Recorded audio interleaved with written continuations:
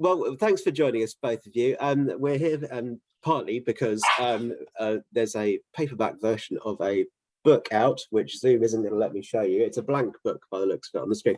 But anyway, it's Living Better: How I Learned to Survive Depression by Alastair Campbell. I don't blank the background out, so here I am. Here it is. There you go, full branding in all its glory.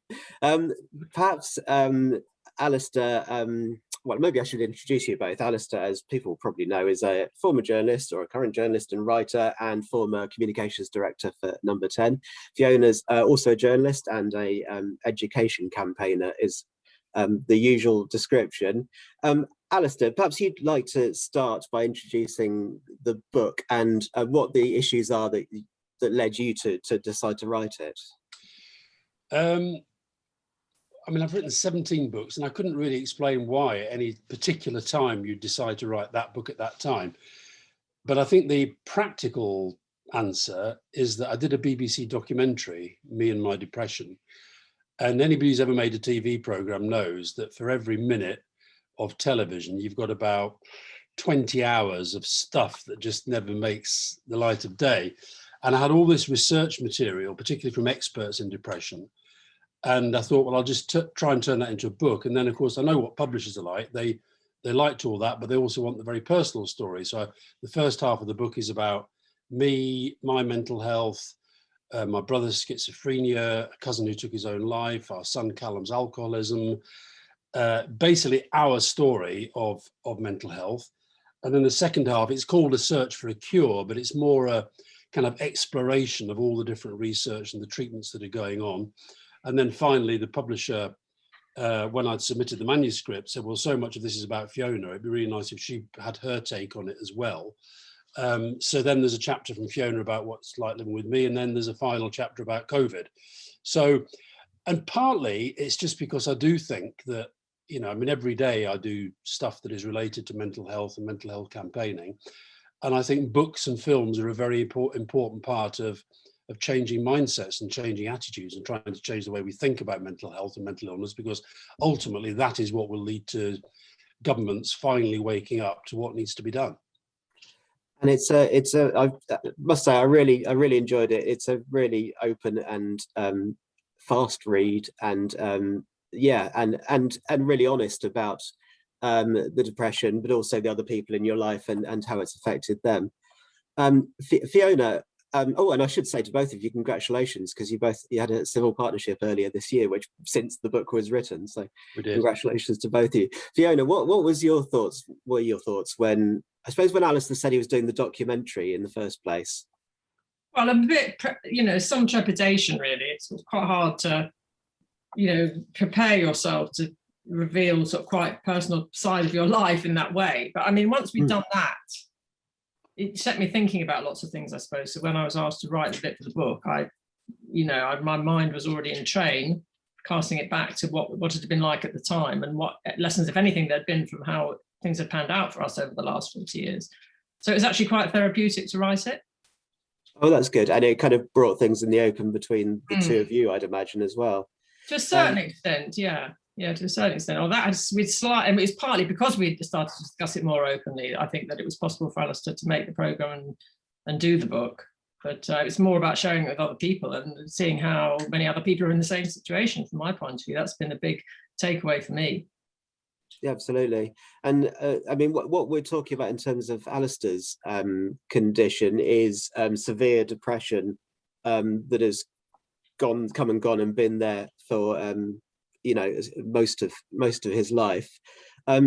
Is it something that obviously you've lived with for a long time, so you must have had a changing attitude towards it or understanding of it over the years, as he has?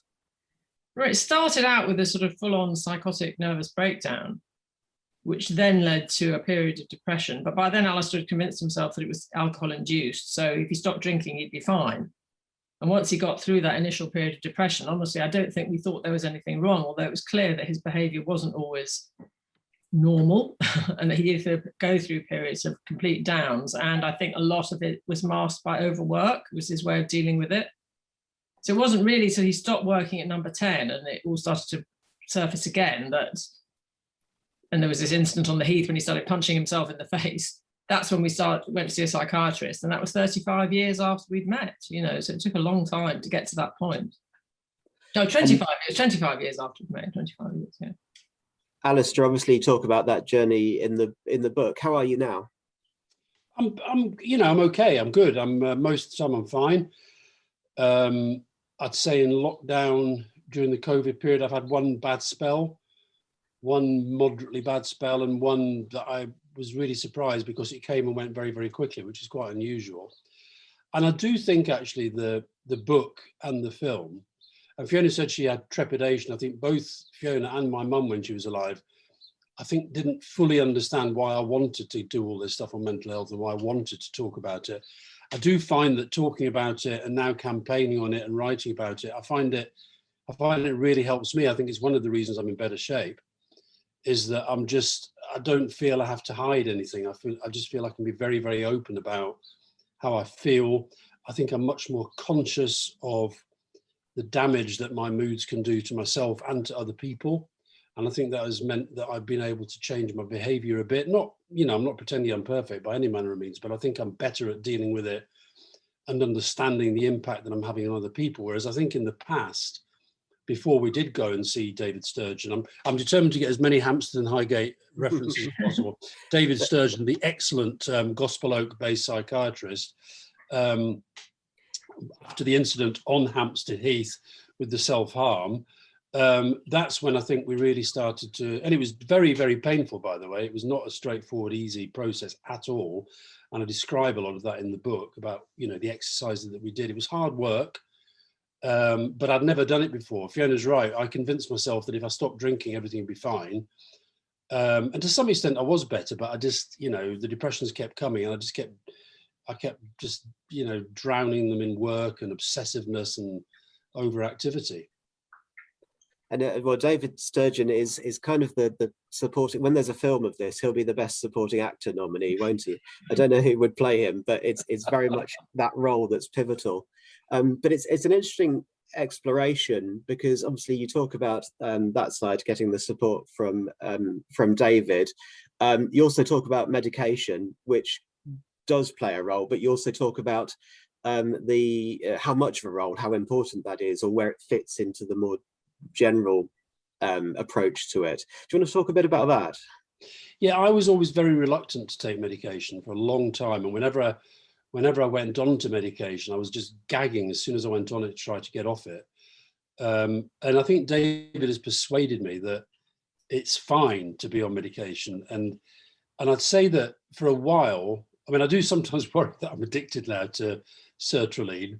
I do panic if I went away to Burnley the other night and I realized that I couldn't remember whether I'd packed the sertraline just for one night. Now, as it happened, I'd hidden it inside an inhaler. So when I had a bit of an asthma attack, I found it and I felt really relieved. But yeah, it's sort of, no, I'd say that medication, you put it, the question is the right one, because I don't see it as the reason why I feel okay most of the time. I see it as one of the things that helps me. And I'd say that there's so much other stuff that is more important, but it's kind of part of what keeps me reasonably good most of the time. And I mean, that other stuff is you go into in some detail in what the things are that's valuable in your life, and obviously family and Fiona and the children are a big thing in that. Does the assessment itself, the working out what your priorities are, does that in itself act as a therapy?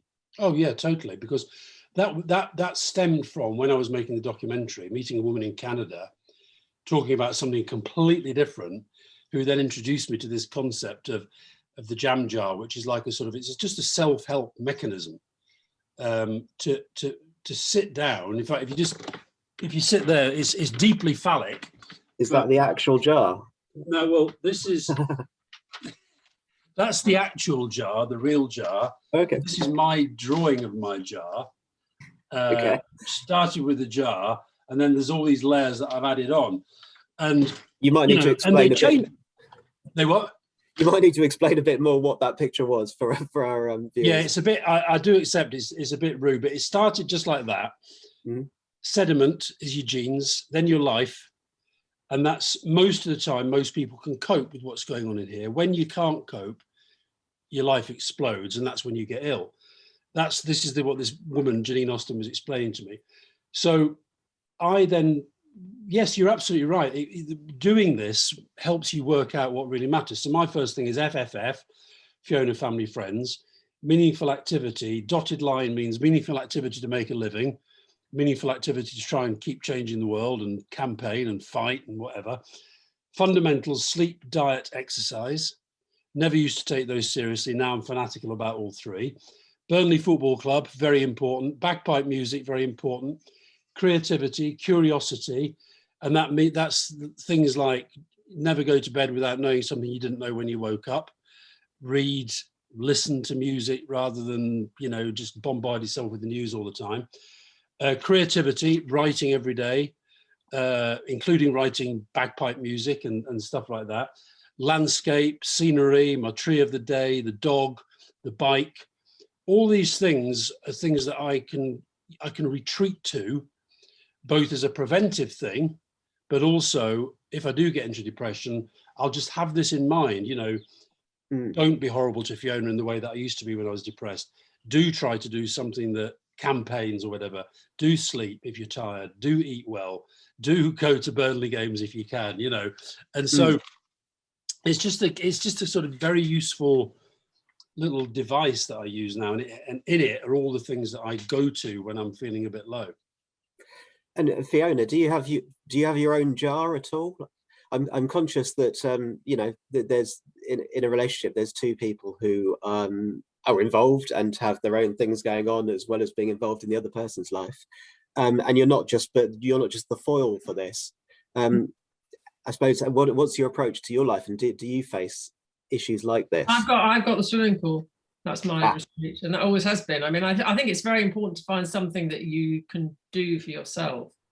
I was once asked by Jill Craigie, Michael Foot's wife, why I hadn't kept a diary, and I said it was because I was very busy multitasking, doing everything else, while Alastair spent 6 hours in the evening writing down everything that happened during the day. I never ever. I didn't really have time. No, must rebut. Can I finish? Hours. No, I'll just sit back, shall I? Mute yourself. 6 hours. I feel that I have started to think more about myself in the past few years, but I didn't at the time. If I was really upset about it or I found it very difficult, I just used to go swimming, and when I got out of the pool, I felt better. And that's always been, and then latterly I've taken up yoga as well. And those have always been the ways that I've dealt with those things. Yeah. And it still helps and still works to when Alastair's struggling. Well, I've now converted him to swimming. Now he thinks he's the first person ever to have discovered open water pools. Honestly, it's so irritating when some of us have been doing it for years. But anyway, as far as I can tell, he also I'd always. Whatever happens, I can tell you the hardest thing for me about the lockdown was not being able to swim.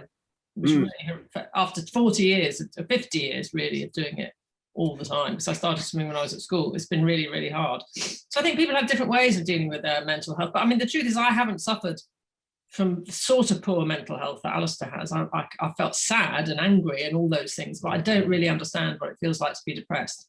And that is very, very difficult if you live with somebody who is suffering from depression, because your automatic reaction is, just kind of, can't you pull yourself out of it, or, what can I do to help? In fact, the dog's being really irritating. Those questions don't really work in that situation. It's taking a long time to work that out. I'm going to mute now.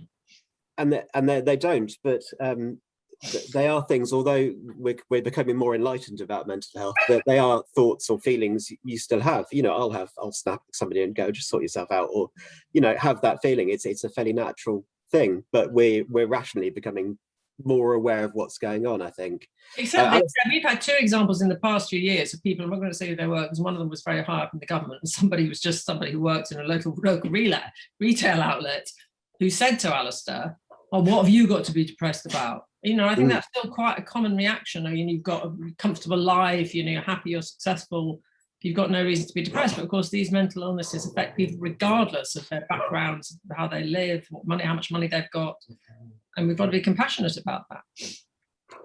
And I guess, Alastair, the answer to that question is the question doesn't make sense. It's the wrong type of question for depression. Yeah, it is, because I think if you say what do you have to be, you'd never say what do you have to be asthmatic about. Mm. You know, what do you have to be cancerous about? What do you have to be diabetic about? You just wouldn't say that. And so I think it comes from a place of not really accepting that it's an illness.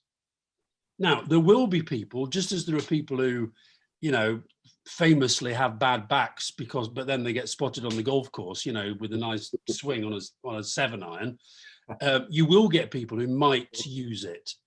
But I think that anybody who really knows what depression is, you honestly would not will it on your worst enemy. So I think whenever somebody says, what do you have to be depressed about? You sort of think, well, you really don't understand it. And I don't mind in some ways, because, you know, it's like when I get depressed, Fiona will often say, what do you think triggered it? And I never, ever, ever know. And the question on one hand, it irritates me, but on the other hand, I quite like it, because it makes me understand that even though I'm making her life a bit of a misery, at least she doesn't have depression. And I think that for people to understand, it's like anything. I remember Charlie Faulkner, you know, former Lord Chancellor, very good friend of ours. And I remember when I wrote a novel that was basically based on my breakdown and my depression. And he said he felt he understood it for the first time. He sort of felt what it might be like. Now, that's kind of partly why I do this. I want people who don't get depression to understand what it's like. And I want people who do get depression to understand that lots of people get it, and there's lots of things that we can do to try and help ourselves. And that's one of the things that the book does. And the book is, I think, brilliantly candid and a really good read.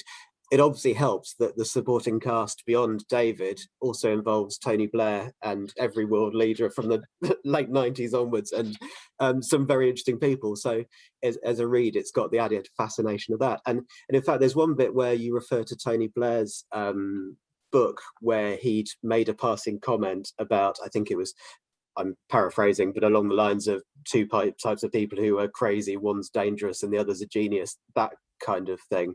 Yeah. And you wrote in response to that, and obviously that's a fairly public thing to do, but I guess that's the kind of thing that is good to address with friends as well as publicly when it's the Prime Minister or former Prime Minister. Well, I raised it with him last week Tony came, when I did Good Morning Britain last week, Tony came on, I raised it with him I think it's the only time I publicly criticized. I wasn't that critical, I just made an observation that is very stereotyping. You know, there are two kinds of crazy people who are just crazy and they're dangerous, and people whose craziness gives them creativity and drive, and that's Alastair's sort of craziness. And, you know, again, that comes from a place of not really understanding, which, you know, Tony's an extraordinary bloke in so many ways, but, you know, one of the most extraordinary things about him was his ability to have a pretty positive outlook on life all of the time, to be very, very kind of, pretty upbeat, whatever was going on around him. And I think that's maybe why we got on so well. There was quite a kind of yin and yang thing going on. But I think it is a pretty stereotyping view. And it's like the thing about, that's sometimes I get a bit alarmed that, you know, like if you think about people like me and Stephen Fry and Ruby Wax, we're out there all the time because we all believe in campaigning on this. But you do have to be careful that people don't think that this is all sort of, you know, it's like a creative thing that you kind of need some sort of mental illness to be really, really creative. Most people who are struggling with their mental health are never going to be on telly. They're never going to be famous. They're just struggling with their mental health, and it's really, really, really hard. It strikes me, I'm guilty of it as well, because I'm a big fan of Joy Division, for example, whose singer Ian Curtis took his life in the late 70s, and the list of, you know, Kurt Cobain and Nirvana. We do have a kind of romantic view of it in society that's still there, I think. I mean, to move on slightly, the other things that you fill your life with. I'm interested in football. I'm interested in football because I'm a Spurs fan, and it's an appalling time to be a Spurs fan, and not a bad time to be a Burnley fan, possibly. But the investment, as you might in a rock star, in a football club, it's almost a slightly deliberate investment, isn't it? It's not entirely deliberate, but you invest in something that you can enjoy, that you are faithful to, but also gives you something back. Well, it's funny. My sister, who's obviously, you know, known me all her life because she was born after me, and she's got a very deep Christian faith. She's got God in a big way. And, you know, we have a joke about how my equivalent is Burnley Football Club. And, you know, I actually will say, she'll say, "You coming up this weekend?" I say, "No, I'm busy. I'm going to the Temple of Turf," you know. And Ashley Barnes and Ashley Westwood, the Disciples, and Sean Dyche, the Messiah, and all this sort of stuff. And it is a kind of joke, but, you know, I don't think Fiona's ever fully understood this, but Burnley, it gives me something way beyond just watching a football team. It's about the people. It's that sense of, it is like a congregation. You're singing the same songs. You're feeling the same things. And football is the only part of my life where I can lose myself with other people. I never, you know, if I go to a concert, if I go to like a rock concert, I never do that thing of, you know, waving the phone on your light and all that. I always look around and think these people are a bit weird, you know, just enjoy the music and shut up. Whereas football, I'm absolutely completely immersed in it. And it's an obsession. You know, I'm wearing at the moment claret and blue socks with my Burnley shoes. And, you know, I'll wear a Burnley tie when I go out later. It's a very big part of my life. And yeah, it matters. It does. It's important to have these things. I think possibly the one time I really forget myself or anything else that's going on, and often work, is playing football, even if it's just kicking a ball around with a friend, which is pretty much the most that's happened in the last 18 months. There's something about getting into that different mode that works. Yeah. And I guess for you, Fiona, swimming does that as well. It's about going into a different mode where you're comfortable or excited or in it. I'm still laughing at the image of Alastair at a rock concert because I've only ever been to one rock concert with him, and he was so depressed. And we were at the top of the Royal Albert Hall. It's actually in one of his books, on one of those, the cheap seats at the top with one of those galleries. And throughout the entire concert, Eric Clapton, I kept visualizing him just leaning over and throwing himself over into the pit. And we went with a group of friends, and it just, the down for the whole evening from his mood was just extraordinary, really. Anyway. Can I just jump in there, because there's a really interesting story about it. When the documentary about depression, one of the people who got in touch with me afterwards was Eric Clapton, and we've met up since then to talk about it. And I've told him this story about how, you know, because I do think he's an amazing musician, but that was a really interesting night because these friends of ours had got us tickets. They desperately wanted us to go. Fiona I was saying, like, I really, really, really don't want to go out. I can't face it. Please don't make me do this. Fiona, you know, they'll be disappointed. We should go. And I honestly I was suicidal that night. I really was struggling not to, you know, dive over. So yeah, we had Eric Clapton. There's a good name drop. Eric Clapton and I, we've had a good chat about that. And did he say, "I get that a lot"? No, he didn't, but he did say that, you know, he's had his own struggles, and, you know, of course, he had the awful situation with his son who died, and so yeah, it was there was definitely a kind of there was a bonding that was quite quick. That's interesting. And Fiona, I mean, you raised that concert. I suppose that's one of the things to deal with, or to work out how to live with when those moments, you know, are difficult or going bad. I think one of the things about being open about it is it's now much easier for me to say to people, "I'm sorry, Alastair's just very depressed and he can't come." Whereas for a long time we were trying to pretend that everything was fine, and I, you know, we didn't want to upset people by. And I think people now understand. Okay, you know, he's got an illness. And you wouldn't ask somebody who'd had sort of, you know, who was suffering from cancer or something, who had suffering from the after effects of chemotherapy to go out if they didn't feel like it. So that's why I think that, you know, the more openness, the better. People can be open with their friends. But it's interesting because since the book, I've been contacted by lots of other people who live with partners or family members who are suffering from depression. We've now started this little support group just to see whether there's a germ of something bigger there. And one of the things that does come through is that people don't want to tell their friends very often because their friends will say to them, "Well, why don't you leave him? Or why don't you leave her? It's making you miserable. Don't put up with it." And they don't want to do that. And I've been in that situation too. So I think the more openness and understanding of what it is to live with it, the better. And interestingly, a lot of the people in the group have been with people for a very, very long time. So they have stuck with it.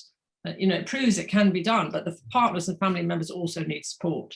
And I think there isn't enough of that around at the moment in the way that there would be for the partners and family members, people suffering from other kinds of conditions. Yeah, I think that's a good question. I mean, you say support. Do you think there should be more services within the NHS, or does it need more charity support groups? Or well, that's a very interesting. I mean, it's hard to say that the NHS should find more resources for not the absolute front line, but if the partners and family members go, I mean, they're effectively carers. If they go under, that's not good. It's not good for their mental health, and it won't be good for the primary sufferer either, especially if they get, the relationship does break down and they're on their own.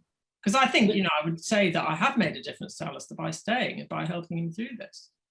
I think the other thing that when talking of David Sturgeon, I'm desperately trying to. I think what's his name? Peter Falk would be good if you could do an English accent.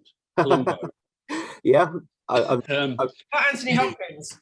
What? Anthony Hopkins. Anthony Hopkins would be good. Yeah, yeah.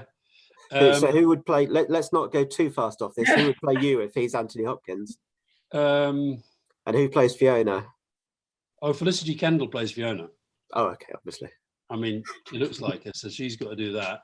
And I don't know who plays me. I've had 11 different actors have played me in different films, and the only one who got close, I thought, was the guy who actually played me in the.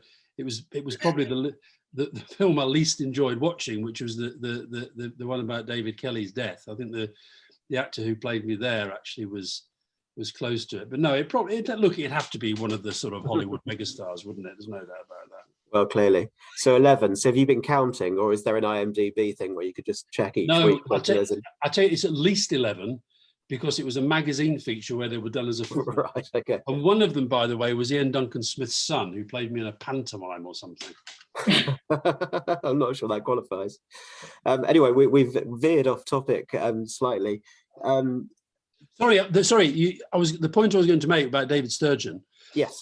One of the best things he did after I started to see him was to say, "I'd like to meet Fiona and I'd like to meet the family." Now, my point about, I don't think that enough people understand in the health system understand that when you're treating somebody for mental ill health, I think it is important to involve the family and also to understand what the family goes through. And I had, my older brother Donald had schizophrenia, and I can remember, virtually every time he ended up in hospital, desperately wanting to help in any way that I could, and to help him, but also to help the health people to understand him. And I sort of felt that I was able to do a little bit more than other people, but that was because I was, if you like, who I was. Mm-hmm. Whereas I talked to other people who were in exactly the same position, they felt they had no input at all, no understanding of what they were going through, and no support whatsoever. That's interesting. I think at this point, I would just like to say, if we've got people in the audience, if you want to ask a question, drop it in the Q&A and it will be passed along to me to ask. I suppose the big question for both of you really is, this has been a long journey for you guys, but for other people or couples, it will be early on in going through a similar thing. What's the first thing you should do these days, in your opinion? Fiona. Well, Fiona. I think try and talk about it and have the confidence of your instincts, because one of the things that happened to me right at the start before Alastair had his breakdown is I really felt something was going badly wrong, and he was having a breakdown. I phoned his then boss, who was a very big Fleet Street figure at the time, said, "Look, I think he's having a nervous breakdown, and we've got to do something." And the guy just basically dismissed me and said, "Oh no, he's absolutely fine, he'll carry on working and don't worry about it." In fact, I was right and he was wrong. And I think if you feel that something isn't quite right, you should try and act on it. But I think too often people think, well, it must be something to do with me, or I'm not being good enough, or I can't make them happy. And I did that for years too. But the earlier you try and address it, the better. I mean, getting people who don't want to get help is really difficult. But until you start talking about it, you simply cannot even get to base one, I don't think. So have the confidence in your instincts and try and get whoever is concerned to talk about how they feel. If they won't talk to you, try and find somebody else they would talk to. I think certainly that was the theme of our first session this morning as well, is don't let it lie. I guess from my own experience, it can be difficult because part of going through a difficult time is you don't necessarily actually want help, or you don't think you want help. It's part of what you're in. But Alastair, I suppose the theme of your book, it really is to reach out. Yeah, and it's very hard because if you're the person who's ill, and I know I was like this, you don't want to admit it necessarily, and two, you do tend to push away the people that might want to help because you think that they're calling you out for something that you don't think is a big problem. So I think the person has to come to that conclusion that there might be a problem, that there might be ways of dealing with it, that it might involve other people trying to help them. And I'd say for the people who are, in the position that Fiona was in a way, you've got to let people reach that decision in their own time. And that can be incredibly slow and frustrating. But I always say to people who ask me, what's the best thing for the family, the friend, the colleague, dealing with somebody where they're really worried about them, it's not to say, I'm really, really worried about you all the time. It's to try to bring them out in terms of recognizing their own worry.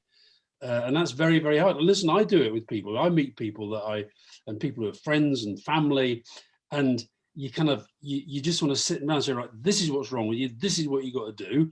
And that's my kind of mentality anyway. That's what I tend to do with the problem. But it can be the worst thing to do because you just basically, you're putting up a brick wall.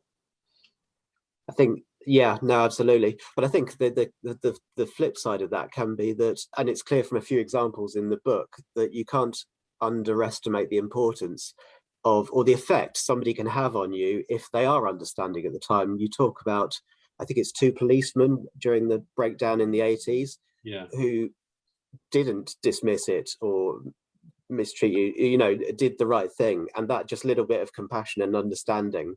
Yeah, and actually, I did an interview series in lockdown with public figures talking about mental health, and the theme of it was actually based on the question that they asked, which I think is one of the best questions you can ask somebody if you think that they're struggling. You just say, "You okay?" Don't say, "Are you okay?" It's like, "You okay?"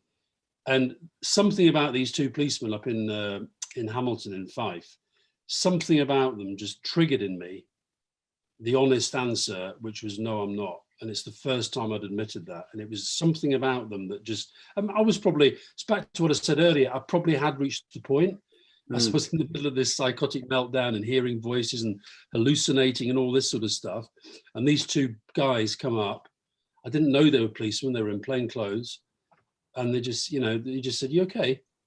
And I kind of looked at him and I said, I don't think I am. But you don't think that might be because you didn't know them? I mean, I think if somebody who was close to you said, "Are you okay?" you'd have put the defences straight away, which is also I've just thought about that. Right, because I've been asking if you were okay for weeks beforehand, and you told me that I was mad and you were fine and I was crazy. Yeah. Even though you were behaving very the day itself, I was with Neil Kinnock and Patricia Hewitt, who was Neil's press secretary, and Patricia had been telling me all day, "Look, I'm really worried about you. Do you think you need to rest? Do you think you should be going home? You seem a bit wired, etc., etc." And I was like, "I'm fine.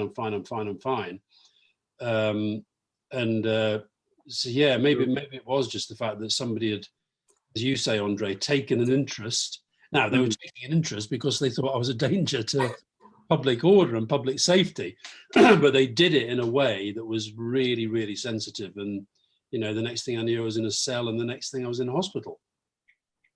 It's quite something, isn't it? I think it seems to me over the last 18 months, we've developed a new etiquette with emails to start with. "I hope you're well," as that's what comes under the "hi so-and-so." And maybe we need to, probably email's not the right format, but asking the genuine question, "Are you okay? How are you doing?" And what the mental health charities are advising is, if you are having these conversations, you start with, "Are you okay?" or "How are you?" Yeah, but really, really, let's cut through the bullshit. Really, how are you? And I think COVID has given us the opportunity to do that.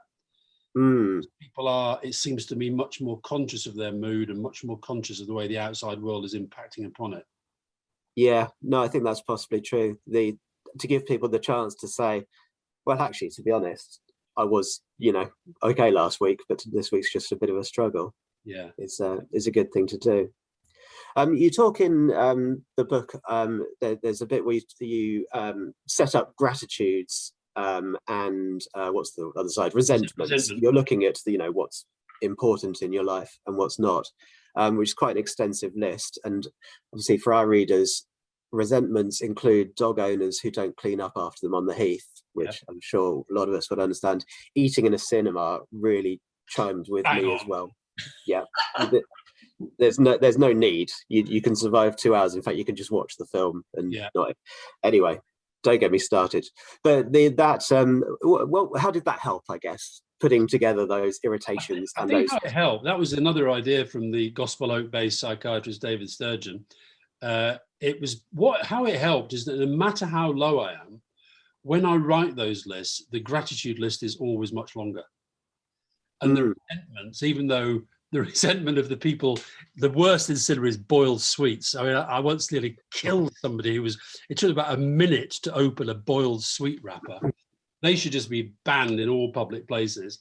But no, the resentment is always a lot shorter than the gratitude. And it just sort of gives you a little trigger to say, yeah, well, maybe, and then you can focus on the gratitude. You can focus on the things that you like and just sort of, avoid the things that you're going to resent. And then the other thing, I think you did something in the paper, my other resentment, which is it relates to dog dirt, but also litter. I had a bit of a fight with a litter lout recently because that one absolutely gets me going. Yeah, and you share that with a lot of people on the heath. Yeah. Fiona, have you come up with these similar lists to compare? No. I haven't. I'm afraid I probably don't take the time that Alastair takes over thinking about these things. I'm trying to sort of get on with living my life and not analysing as much as I should probably. But that sounds like a really good idea. I don't know. I haven't thought of that. I'm just looking at this question on the screen. Actually, that's what's distracted me slightly. Linda Chung. Yeah. Well, both of them.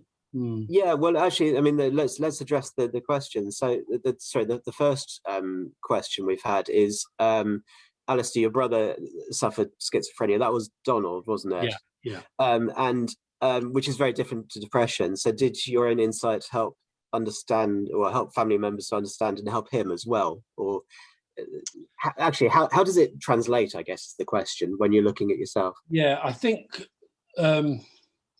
no is the short answer in terms of when he was immediately diagnosed.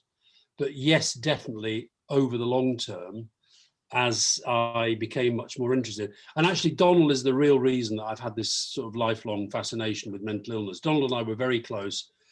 And, we were different in that I was more academic, did really well at school. But I say in the book, I wonder now, I can remember when Donald was in his teens, he was 2 or 3 years older than me. When he was in his teens, I can remember my mum and my dad really struggling to get him out of bed to go to school. And I wonder if that was the start of what it was that then led to him developing schizophrenia. There was something already going a bit haywire. There are similarities, by the way, Linda, in that although Donald was on the antipsychotic medicines all his life, all his adult life, he was also on the same antidepressants as I was on. But I think that what I learned a lot from the way that he dealt with his illness. He never allowed himself to be completely defined by it. And that meant that he could project himself in a way. So I say in the book that I'm forever grateful to Glasgow University because he had a job there for 27 years. And he was a very good musician. He played the bagpipes to a really high standard. He was the university piper, which, a Scottish university is quite a deal. You're quite busy. And it gave him status and it gave him recognition and it gave him a passion. And they never defined him by his illness either. They knew that he would get ill and he would go off the rails every now and again. He might cause incidents in the library, as he sometimes did. But, they understood that and they made allowances for that.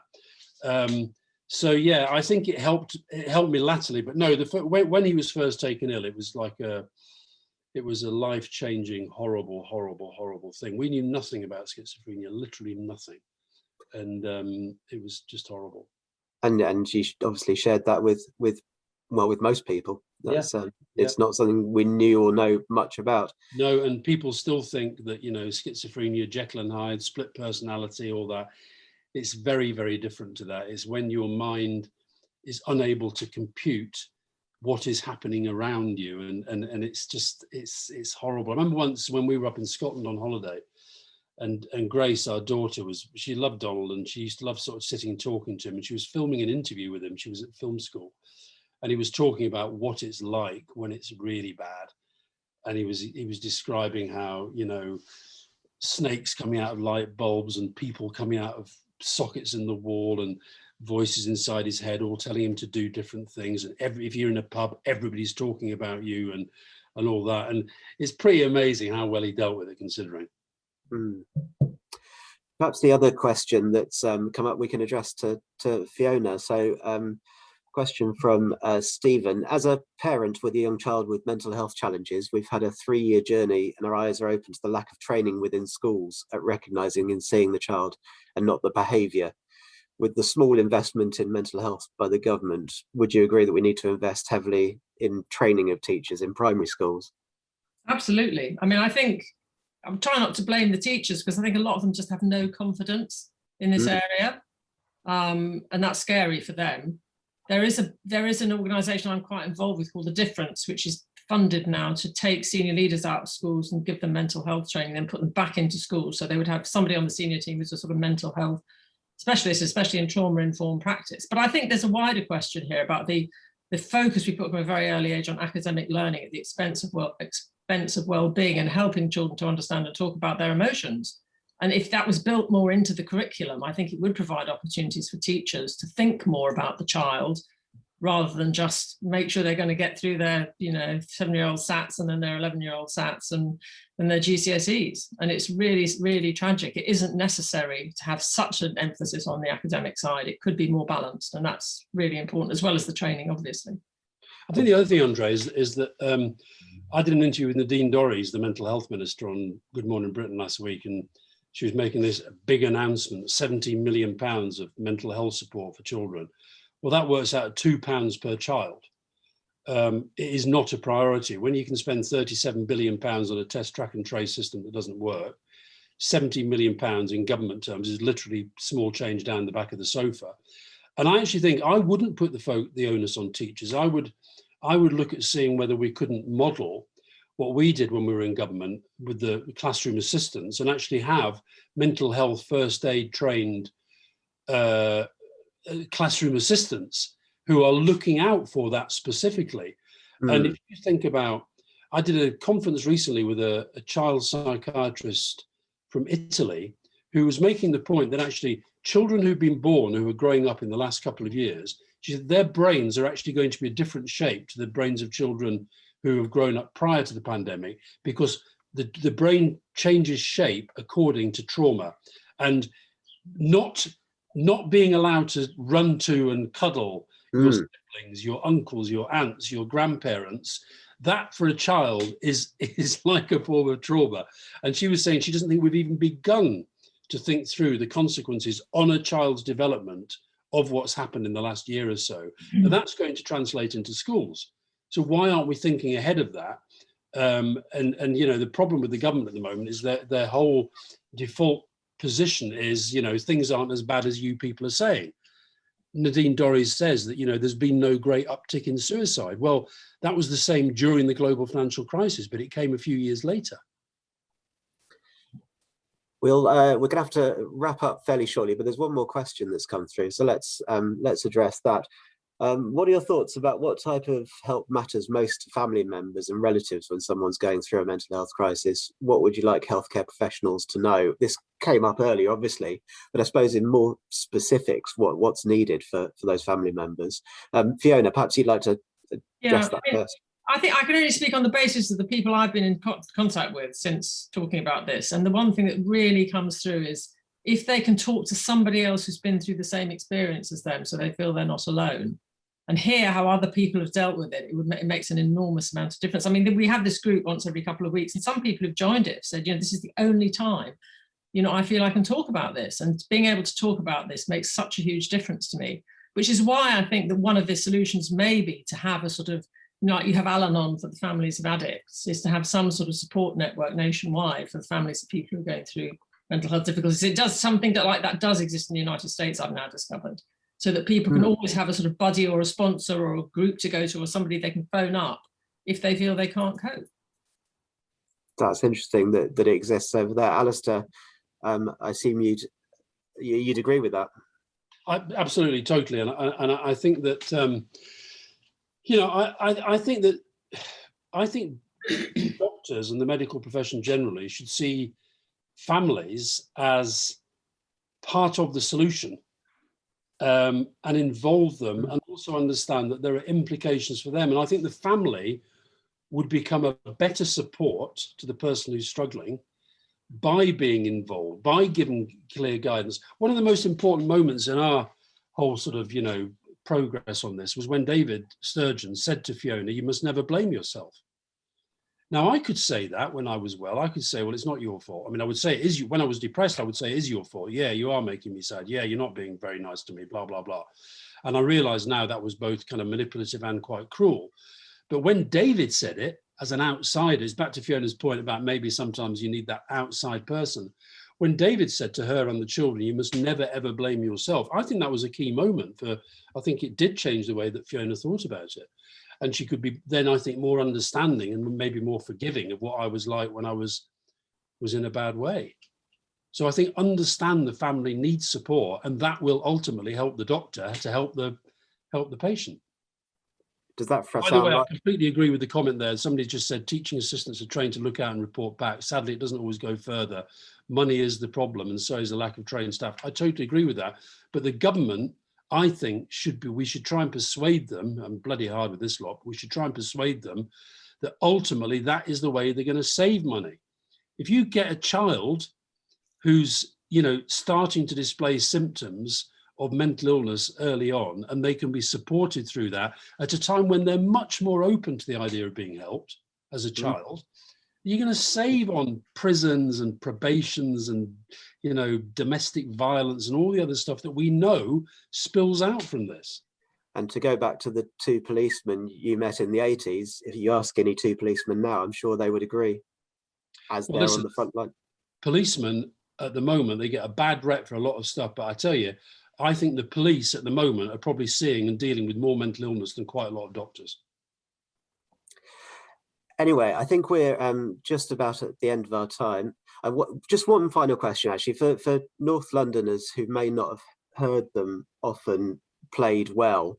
Do you want to tell us what the therapeutic value of bagpipes is? I like this. This is one of my recent compositions, George Mackey's Highland Caps. It's a good question, though. I mean, I'm glad you said, for somebody who one of the reasons why a lot of English people don't like the bagpipes is that quite a lot of people don't play them very well. Okay, I think Fiona would agree, and my neighbours definitely agree. I play them well because I was taught well, and I take it seriously. The bagpipes played well are one of the most beautiful sounds on the planet. You can make people happy when you play in jigs and reels. And my speciality, you won't be surprised to hear, are laments and really slow stuff. And I can make myself cry when I'm playing the bagpipes. I can move myself. I think they're the best funeral instrument.